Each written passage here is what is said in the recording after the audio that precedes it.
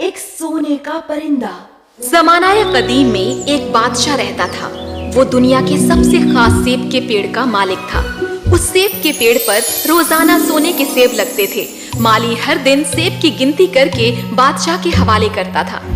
एक सेब गायब है। जब माली बादशाह को बताता है कि एक सेब गायब है तो बादशाह गुस्से में आता है। चोर को बख्शा नहीं जाएगा।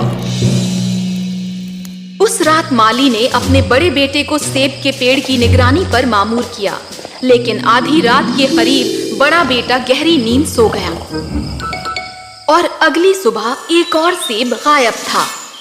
आज मैं मेरे दूसरे बेटे को सेब के पेड़ की निगरानी पर मामूर करता हूँ। रात हुई और दूसरा बेटा भी आधी रात को गहरी नींद में सो गया। अगली सुबह फिर एक सेब गायब निकला।